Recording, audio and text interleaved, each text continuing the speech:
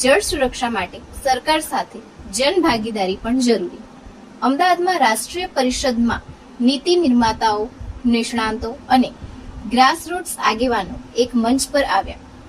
ભારતના જળ ભવિષ્ય અંગે જાગૃતિ વધારવા સાથે યુનિવર્સિટી સ્તરે જલ વ્યવસ્થાપન માટે અલગ શૈક્ષણિક વિશ્વવિદ્યાલયની આવશ્યકતા પર ભાર. અમદાવાદ 22 ઓગસ્ટ 2026. ભારતના જળ ભવિષ્યને સુરક્ષિત કરવા માટે સરકાર, સંસ્થાઓ અને સમાજે સાથે મળીને પ્રયાસો કરવાની જરૂરિયાતો પર ભાર મુકાયો છે.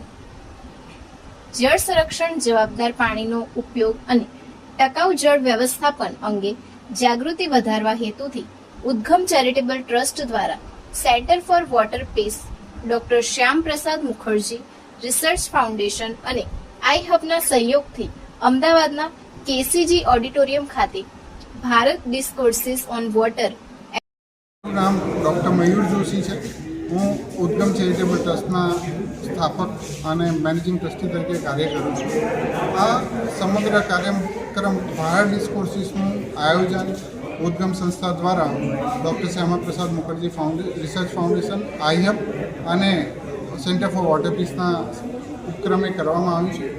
આ 2 દિવસીય પરિસંવાદ એમાં પદ્મભૂષણ અનિલ પ્રકાશ જોશીજી, પદ્મશ્રી ઉમાશંકર પાંડેજી, પદ્મશ્રી ભારત ભૂષણ ત્યાગીજી, પદ્મશ્રી ચેતરામ પવારજી અને ગ્રીન મેન ઓફ ઇન્ડિયા વિજયપાલ બઘેલજી સાથે વિભિન્ન રાજ્યોના પ્રતિનિધિઓ અને વક્તાઓ આવ્યા છે. આ 2 દિવસીય પરિસંવાદ ફક્ત પરિસંવાદ નથી. આ એક ચળવળ છે, જે એક મંચ છે જેમાં પાણી અને પર્યાવરણ પર કામ કરનારા લોકોને એક સહયોગમાં સાથે લઈ આવવા માટેના ઉદ્દેશ્ય સાથે અમે કામ કરી રહ્યા છીએ.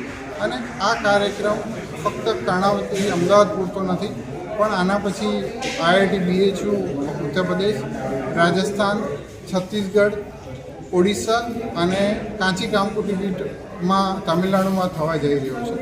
અને એમાં બધાને એક પ્લેટફોર્મ પર લાવીને વ્યક્તિગત ઘરનું વોટર બજેટિંગ, સોસાયટીનું વોટર બજેટિંગ અને ગામનું વોટર બજેટિંગ એ માધ્યમથી પાણી અને પ્રકૃતિને સાચવવા માટે આ સમગ્ર પર્યાવરણીય કામ અમે સૌના સહયોગથી કરીએ.